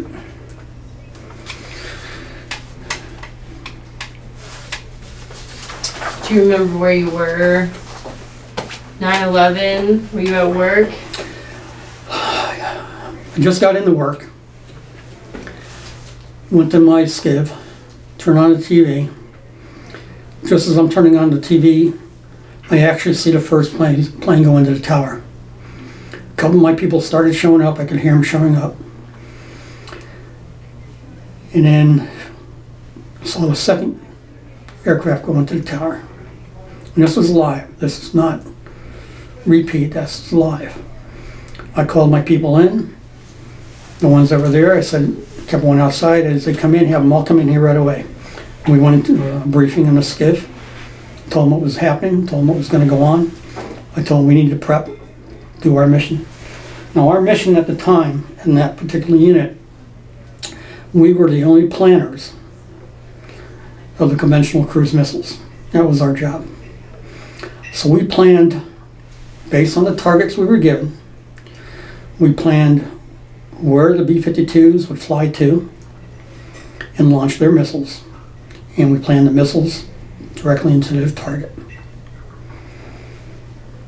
That was my job from the time I got there till the time I left. Is that targeting? Yeah. Call it targeting.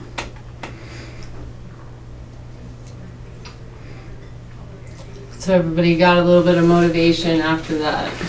Well, yeah, I mean, we did targeting before that and some other missions that might have still be classified. I don't know if I can talk about them or not. But those mathematics just got way tighter. Yeah. Yeah. Yeah. The capabilities that we had were amazing. I mean, what we could do with that weapon at the time was amazing. Now I know it's even better. You know, because we have more capabilities. Always getting better. Yeah. So, as you say, you punched out of the military, 2003. Yep. And your, did you have a retirement? Did you sneak away? No, we had a retirement in the office. I don't forget how many people showed up. I had my mother show up. My family was there. We had a formal retirement. It was good. And then I had 60 or 90 days terminal leave. Nice. Which I saved up. And then and I was already prepared to go into my second career that I wanted to do, which was to teach. I got my teaching certificate in January of 2003. And instead of going into a permanent job, I initially started off by substituting in both the Millard School District and the Papillion-La Vista School District. And I was being hired every day during the school year. I'm the only person that they knew of that was getting hired 5 days a week as a substitute. I was making good money, but then I had problems with my health. So by 2005, I had to retire from that or give it up. And I haven't been able to work since. That's why I volunteer doing what I do now. So at what point, decompressing from military life, did you become passionate about this? I became passionate about it because I had my own problems with PTSD. Was, in theory, initially got sent downtown by the VA, and my downtown psych chick ended up leaving the state. And they finally got me a doctor in the VA, and I got to go through their so-called PTSD program. Person still works at the VA, and I think she's the worst person I've ever seen for PTSD. She doesn't care about the veteran. I won't say her name. I was in one of her classes, and she wouldn't allow us to talk about anything that dealt with our PTSD directly. There were about 7 of us in there, 2 females, the rest of us were males. And people in here wanted to get off their chest what was bothering them. She wouldn't let them do it. Her goal was to teach us what PTSD was, what the definition is. Well, guess what, folks? I think you were pretty familiar. Yeah, we knew it. We didn't care. We wanted other things. So I finally told her right in her face, you're pretty much a useless individual. And the treatment I got from the VA after that was pretty much just with a psych. And then I lost my psych, and then they didn't give me another one for about 3 years, which was bad for me. Then I got another psych, and I went through. When you say you lost your psych, you mean you lost like a psych eval? Or No, my psychiatrist left the VA. Ah. And instead of telling me and giving me to another psychiatrist, for 3 years I was without. What? Which was the worst thing you can do. Because that was probably when I was at my worst healing of PTSD. I was, severely depressed, a lot of emotional problems. And that was the most difficult time at that time. So I got another psychiatrist, and I got a psychologist as well. I was working with both. And then that guy left, and I ended up with a nice female psychiatrist. And then she left about a year prior to COVID. So I've been without a psychiatrist since then, but I got a good psychologist right now. She's doing a fairly good job, although we don't see each other face to face. We now do it via computer.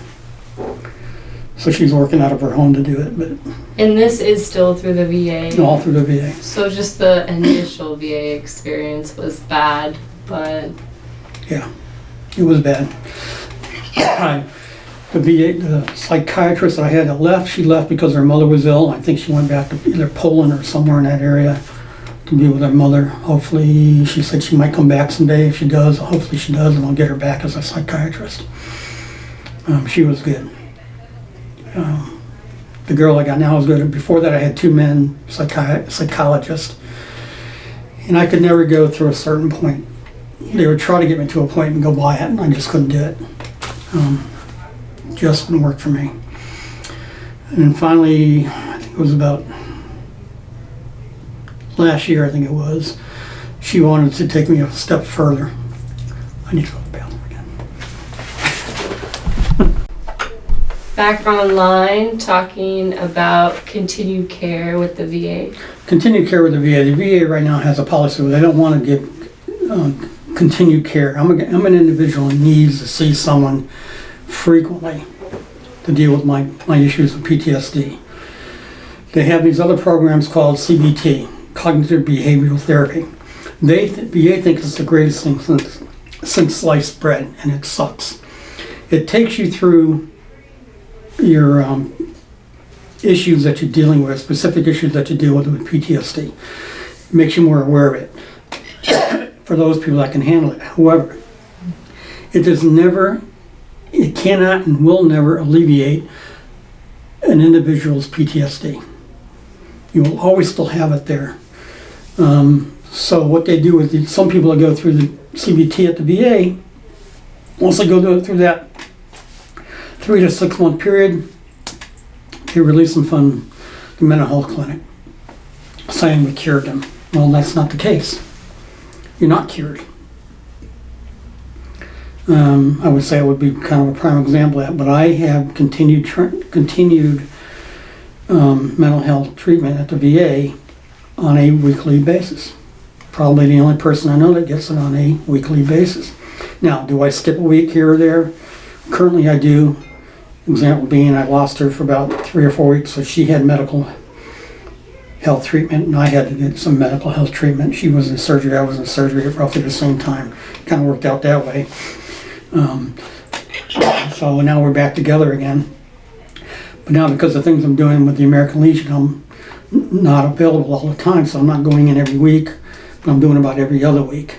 And that kind of helps out. But once I get more away from what I'm doing with the Legion in a year, I'll probably be back to needing my weekly treatment. Do you feel like the American Legion is like a good, not complete substitute for counseling, but the camaraderie there helps you as well? Well, there's mixed camaraderie there, depending on what area you're with. I'm going to say no. And sometimes there's good that you got people from the same experience or maybe not the same era of combat, but same experiences that they're able to help each other that way. But the unique thing about the American Legion right now with the National Commander, the National President, and the National Sons of American Legion Commanders, they all came up with this new mission. It's not a program, it's not an initiative, it is a mission. And the mission is, what is the mission called? It's on the top of my tongue, forgive me. Be the one. All in caps, be the one. And the whole purpose of the Be the One is to try to communicate with a fellow veteran or a fellow member of the family or a child or whatever. And if you can catch them before they do anything stupid, they take that wrong step, then maybe you can help save their life. So that's our goal.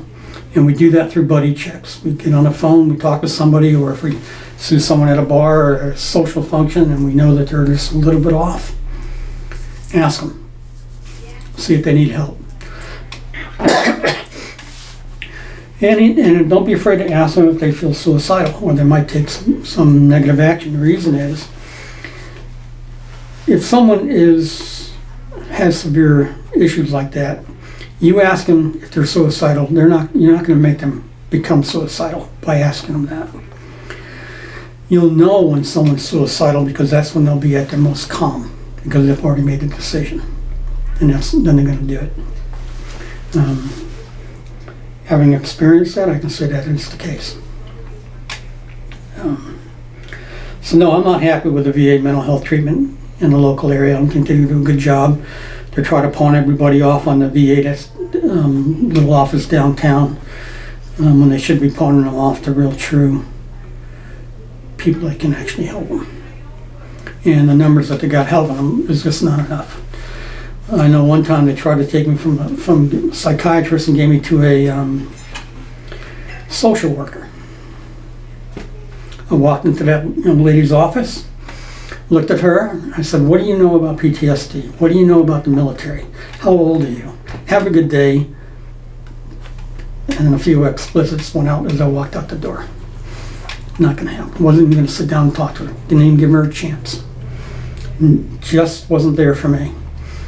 And I honestly prefer to talk to women than I do prefer to talk to men, although I've had more men. And that's why we only went so far with men, because I wouldn't go over the hump. And this gal I'm with it right now, my other psychiatrist that I lost, female, we were able to go places where no one else was able to go. Now, have we gone everywhere? No. I mean, I got a list about this long. We probably only got this far. Right. So, some things I just can't go into. It's just too... It just shakes me up when I get into it. So I don't like to get into those. Yeah. But that's it. I retired in 2003. When I started doing this, this is my preferred thing right now. If I can help people out, that's my goal. I'd like to see more action to where active military person can get help without being crapped on.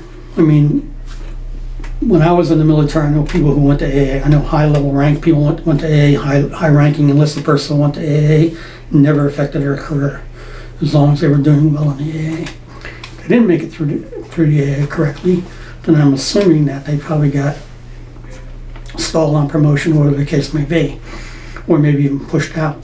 But we need to do the same thing with people who have potential mental health issues.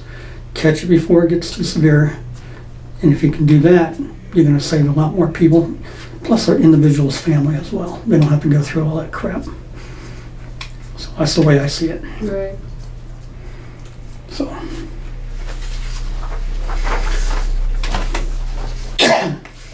Now, what can I say about the conflicts I've been in? I'll go through those real quick. I was considered the Vietnam era conflict because of when I went in. What's unique was I got to my tech school and I was told directly by my instructor that you're lucky you weren't here 3 weeks earlier. And he goes, I said, why is that? Because the guys that were here 3 weeks earlier were on their way to Vietnam.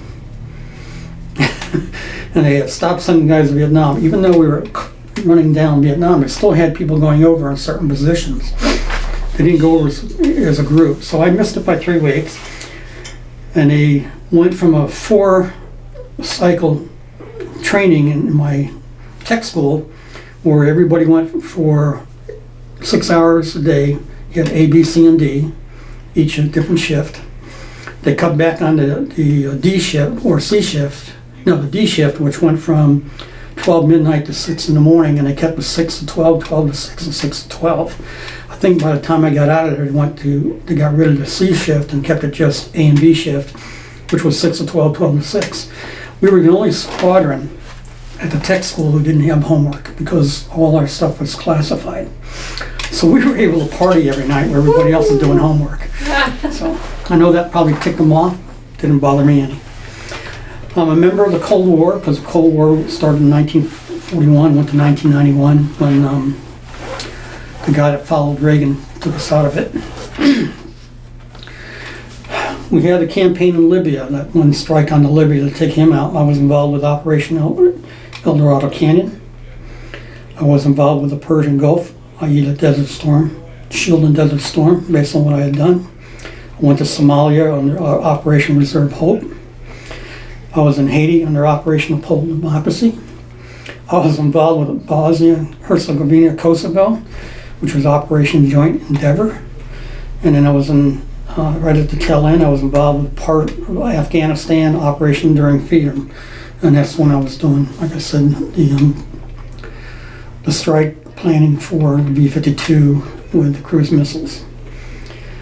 Throughout the timeline, I was involved with multiple classified joint task force between 1976, 84, and 95. I can't name the mission names, and I can't tell you what I did, I just know that I was involved with them. So those are the things I've been involved in. Unfortunately, with each of those, I saw a bunch of different things.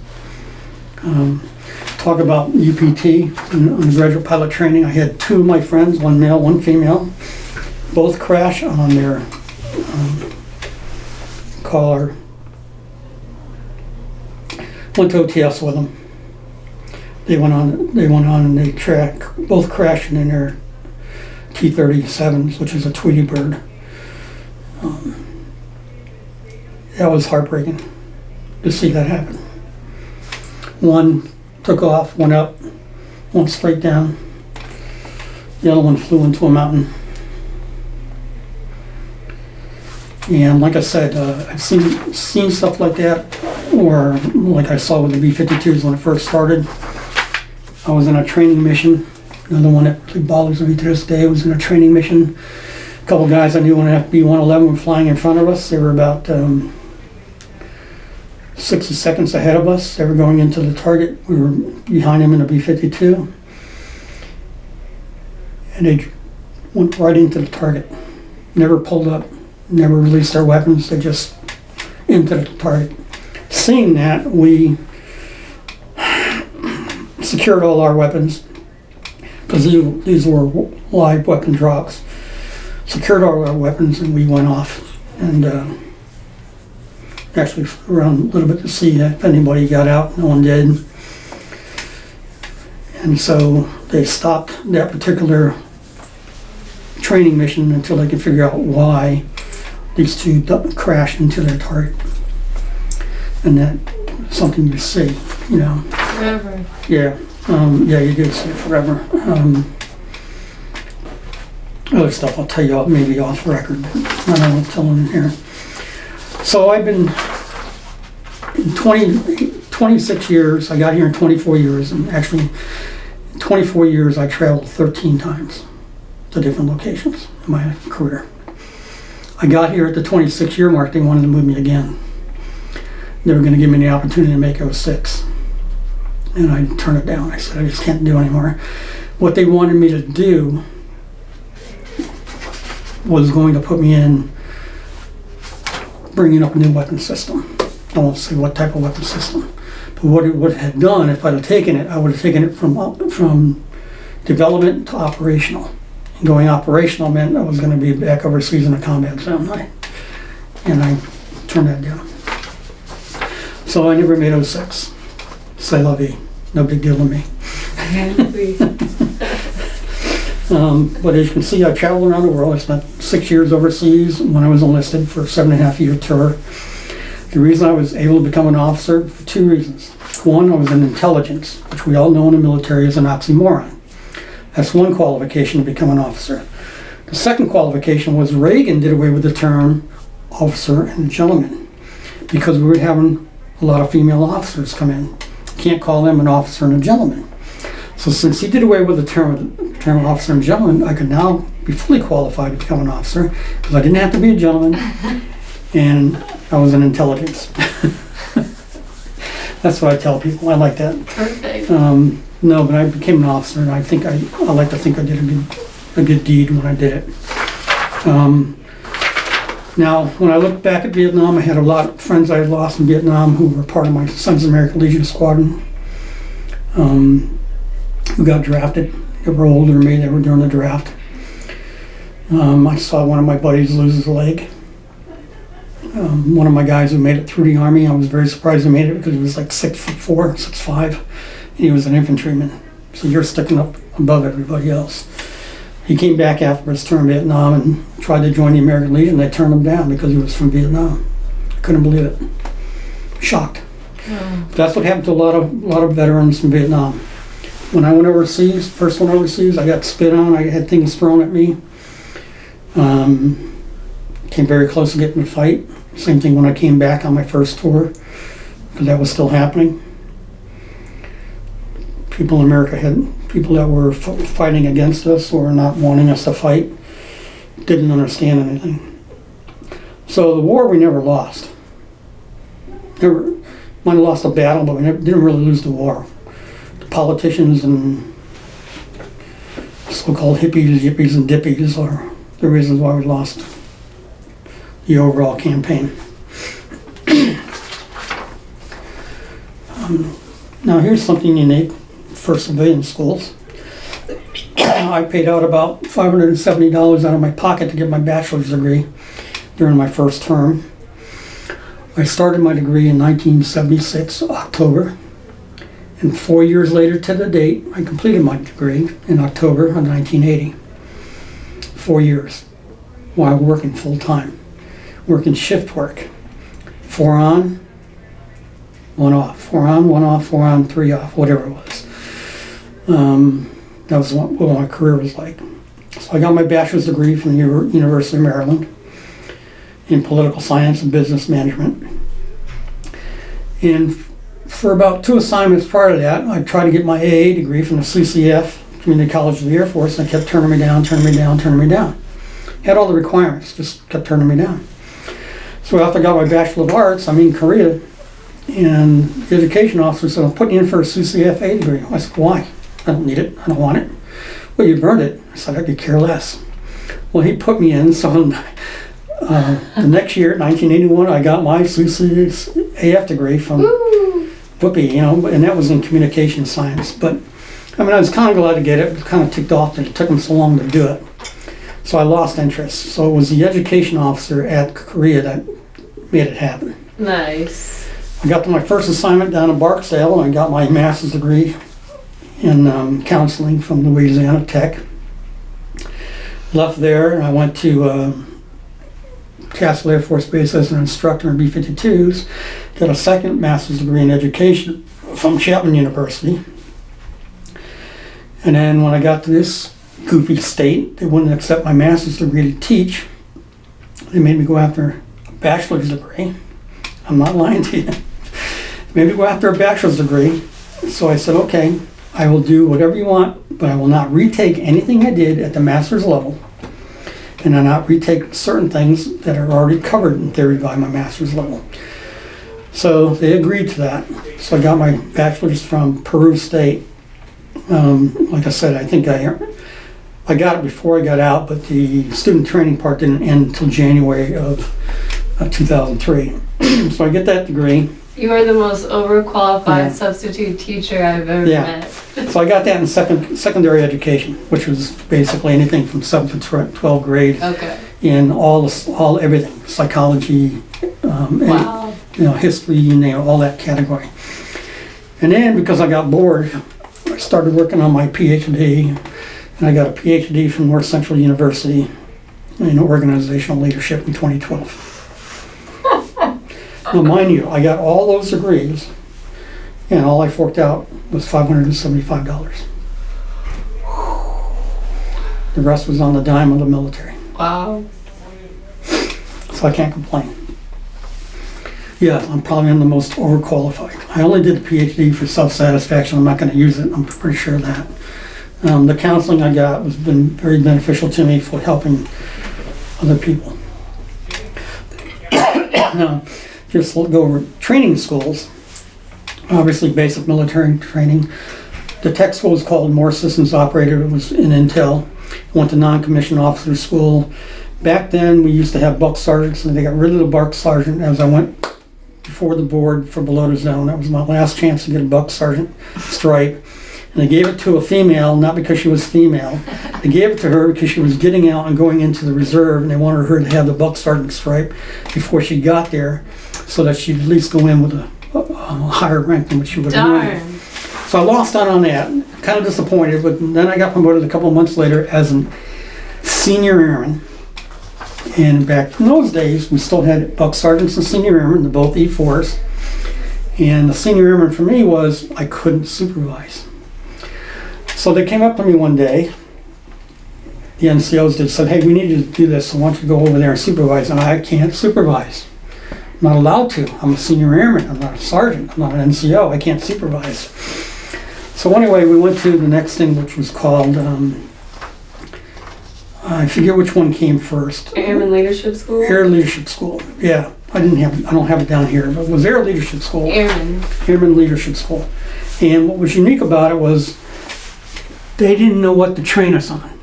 We were the first class ever in my command, United States Air Force Security Service.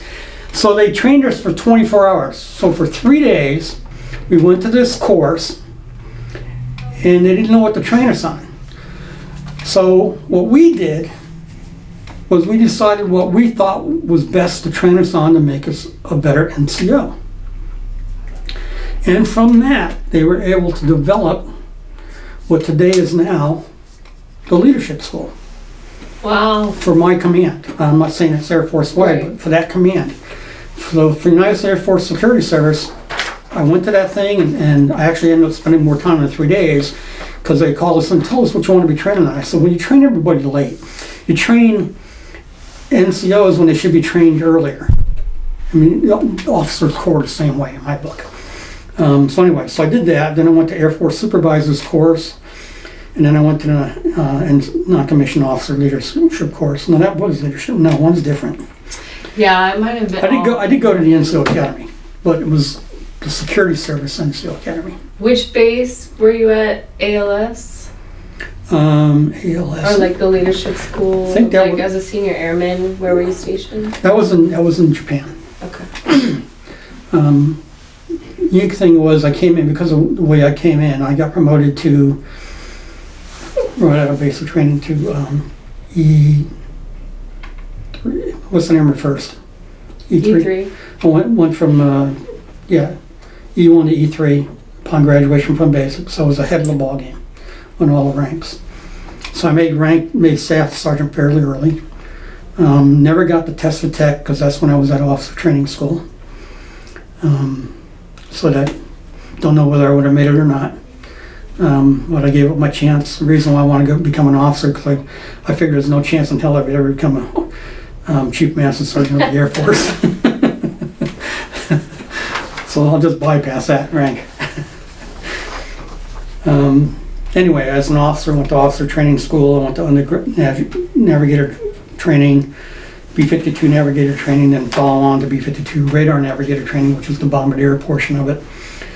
Then I went on to become an instructor radar navigator training, and then I went off to squadron officer school, air command and staff school, and then Air War College. And also as an officer, I did the tactical air control party training to be a leader of those guys. And you do the same training they do as far as being able to control air. So those are all my things that I've done. Now, because of unfortunately, I'm one of the few guys in the bomber career field back in the day when I came in that had a TS plus. Most guys normally will get a TS, but they don't go any higher than that. And like I said, I had that before I even came into the military. So because of that, I got selected to go to certain classified survival schools that I really wish I didn't have to go to. Oh, okay, put it that way. But I went to water survival in Florida. I went to winter survival in Alaska in January. Wonderful time to do winter training. So, Fairbanks? Yes. Yes. And I went to a classified one in '83, a couple of them actually. And I did my summer one in Fairchild in Washington. And then I did jungle in Panama. So, one of the few guys in the B-52 community that got that treatment. Wow. So, I'm so jealous. that's kind of me in a nutshell. So I have a unique career where I've done a lot of things that a lot of people don't see. I've been involved in a lot more activities than people normally don't see. A lot of people look like they see one, maybe two. But I've been a lot. Now, when it comes to Vietnam, I look at my Vietnam veterans, treat them with respect and dignity. I will never call myself a Vietnam veteran because I'm a Vietnam era veteran. I didn't step foot in there. But I think one of the things that's funny is I come out of basic training, I'm fully qualified in the weapon. I go through tech school, and because I'm going overseas and Vietnam's still on, I had to go to the Philippines and requalify in the M16. Okay, I'll take the TDY. I don't mind. Take the TDY.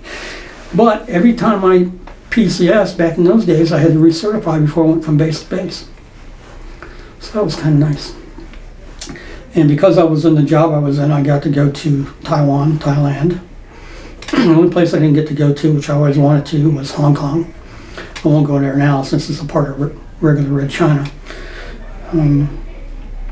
Yeah, I think I've had a fairly unique career. Do you have any questions? I would agree. I think your story is very unique, and I really appreciate that you came to talk to us. What would you want to say to any veterans out there that are struggling? First and foremost, you'll know when you'll start struggling.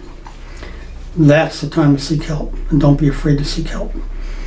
If you can't get it through the preacher who works in the military, which they're supposed to be there to help you with and help you get in the right direction, if you can't do that, seek help downtown. There's a lot of places now across the state where peer-to-peer specialists are becoming more common. And they're supposed to be utilized at the VA, but the VA is not utilizing them as peer-to-peer specialists like they should. I ended up seeking help only because of what I did when I was in the military. And they sent me to a counselor. Well, we used to have one here at the office. One used to be a hospital. It's no longer a hospital. And it had no negative impacts on me at all. That's good. So, I'm not going to say rank has its privilege, but it may have in that case, I'm not sure, but don't wait till it's too late. And the other thing people have to realize, if someone's married and a military member is having a hard time, I guarantee you the spouse is also going through the same issue, and they will need help. Depending on the age of the children, they may or may not need help as well, depending on how bad the military member gets depressed or down or out. Absolutely. So, I want to thank you for taking the time to share your story of your military service, and most especially your work as a peer-to-peer specialist. okay. Are Do we you done? have anything else before closing? Yeah, I want to say one thing real quick. Times right now are very difficult because of the attack that was made on Israel by Hamas. We have too many people in our society, not too many. We got a small contingency. I looked up the numbers, and we're like a 0.00001%. There's not very many people in our nation that are pro-terrorist.